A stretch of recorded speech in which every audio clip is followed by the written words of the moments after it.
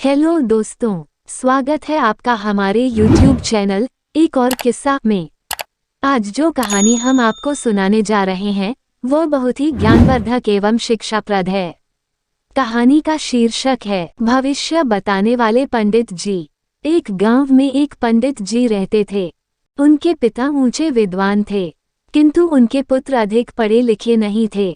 लेकिन उन्हें तंत्र मंत्र की जानकारी अधिक थी, इसलिए लोग इन्हें कम महत्व देते थे। काला अक्षर भैंस बराबर होने के कारण उनका गुजारा भी मुश्किल हो गया था। तब उनकी पत्नी ने एक दिन उन्हें समझाया कि ऐसे पिता की संपत्ति के भरोसे कब तक गुजारा चलेगा। जब सारी जमा संपत्ति समाप्त हो जाएगी तो बाद में क्या करोगे? तुमसे तो वे पंडित अच्छे हैं जो सड़क किनारे बैठकर ही अपना पेट भरने लायक कमा लेते हैं। यह सुनकर पंडित जी को भी कुछ चमत्कार होने जैसा आभास हुआ और उन्होंने भी कुछ करने की ठान ली। तब उन्होंने एक काला पत्थर लिया, खड़िया की एक डली ली तथा पिता की पोथी पत्रा कपड़ों में बांधकर शहर की ओर चल दिए।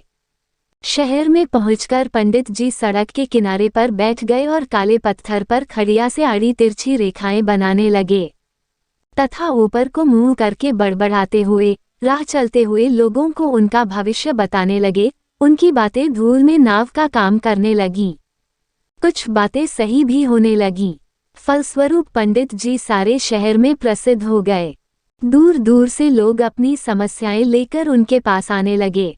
उन्हें लोगों ने सितारों से बातें करने वाला पंडित जी कहना शुरू कर दिया। एक कुम्हार भी अपने घर पर पंडित जी की बातें सुनकर दौड़ा आया और रो रो कर अपनी समस्या कहने लगा। पंडित जी उसकी बातें समझ नहीं पाए, तब उससे शांत होकर धैर्य रखते हुए बताने को कहा।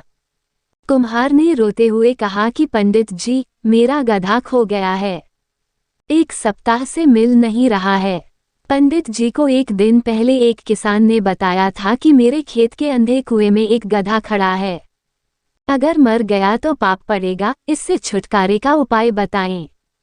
पंडित जी ने उसे उपाय बताकर कहा कि गधा 30 दिन तक नहीं मरेगा, कुम्हार आकर ले जाएगा। इस प्रकार पंडित जी को गधे की जानकारी थी। उत्तर दिया कि गधा दक्षिण दिशा में रस्सी से पैर बंधा अंधे कुएं में पड़ा है और ऐसा ही हुआ। कुम्हार का गधा मिल गया तो वह जय जयकार करता हुआ पंडित जी के पास आया और अनाज दे गया। दूसरे दिन एक औरत रोती हुई पंडित जी के पास आई और बोली, पंडित जी, मैं तो अब बच नहीं सकती, मुझे तो फांसी लगेगी, आप मुझे बचाओ, मुझ पर दया करो। पंडित जी ने उसके सिर पर हाथ रखा और पूछा कि मुझे सब बातें बता दो, मैं तुम्हें फांसी से बचा दूंगा।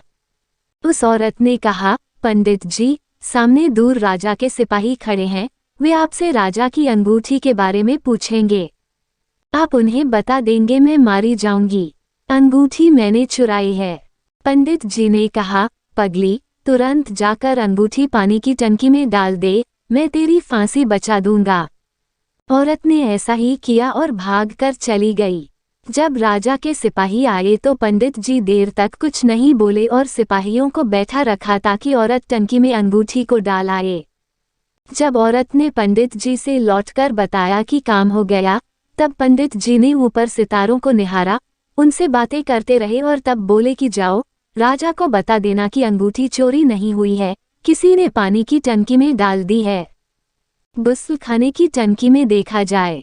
तब सिपाहियों को विश्वास नहीं हुआ और पंडित जी से 2 दिन बाद आने को कह गए।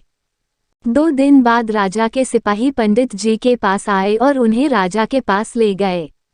राजा ने कहा, तुम महान ज्योतिषी हो, बताओ मेरी अंगूठी कौन ले गया है? अगर नहीं बता सके तो तुम्हें सूली पर चढ़ा दिया जाएगा और सही बताया तो सम्मान दिया जाएगा। पंडित जी बहुत देर तक आसमान में देखते रहे, बड़बड़ाते रहे और काले पत्थर पर निशान बनाते रहे। फिर बोले, महाराज, आपकी अंगूठी कोई नहीं ले गया है, उसे किसी ने गुस्लखाने की टंकी में डाल दिया है। राजा ने टंकी का पानी फौरन खाली कराया और राजा यह देखकर चकित रह गया कि उसकी अंगूठी टंकी की तली में पड़ी थी और अंगूठी का हीरा चमक रहा था। राजा बहुत खुश हुआ और पंडित का बहुत सम्मान किया तथा उसी दिन उन्हें राजपुरोहित नियुक्त कर दिया। किसी ने सच ही कहा है, जब किस्मत साथ देती है तो हर काम सफल होता है। अगर कहानी अच्छी लगी हो तो वीडियो को लाइक कर दीजिए और चैनल को सब्सक्राइब कर लीजिए। वीडियो देखने के लिए बहुत बहुत धन्यवाद। फिर मिलेंगे एक और नई कहानी के साथ, तब तक के लिए जय हिंद दोस्तों।